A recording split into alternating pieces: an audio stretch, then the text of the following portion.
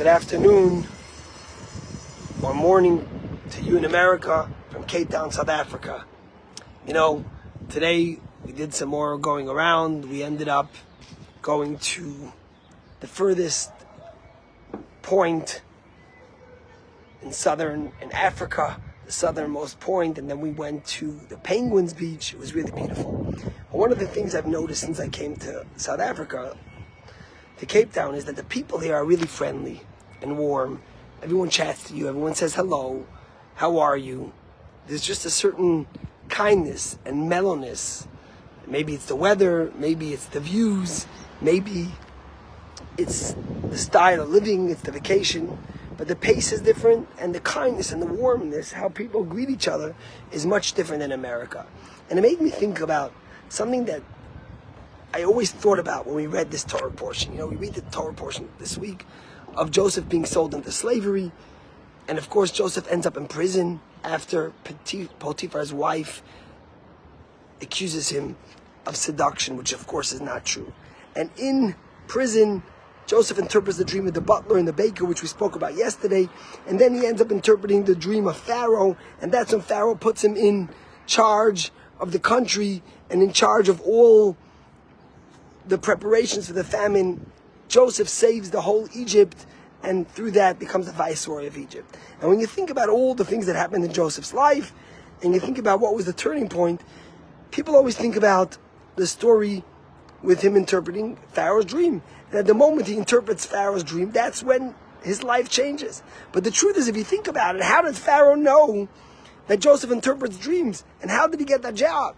And the reason is, of course, because he interpreted the baker and the butler's dreams. And because he interpreted the baker and the butler's dream, and he told the butler that he will be saved, when Pharaoh had his dream and he was concerned because no one could interpret it right, he turned towards the butler and said, "Hey, I remember this guy back in Egypt, back in prison. He's good at interpreting dreams."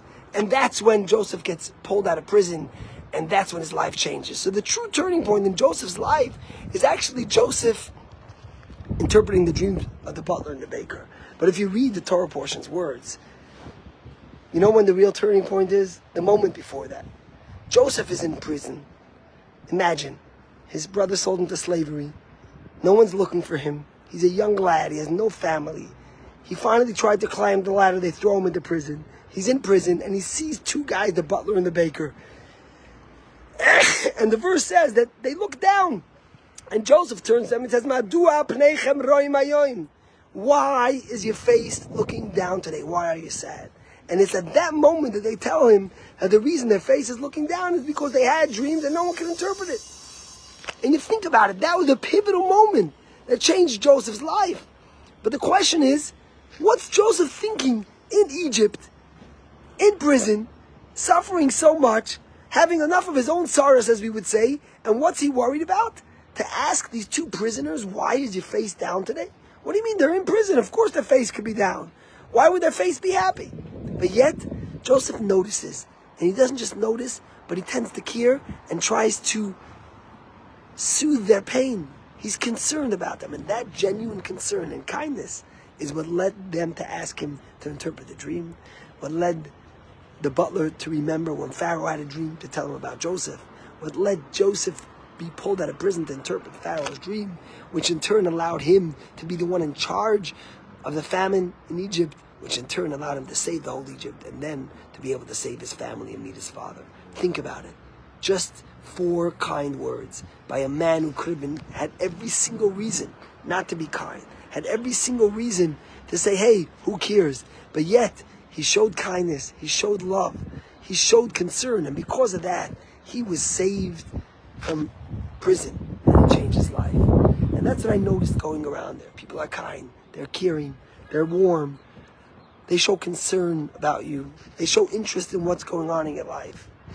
Never underestimate the kindness you could show someone, just with words, just with a smile, just with showing that they matter to you.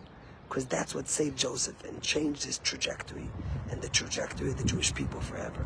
God bless you and have a great day.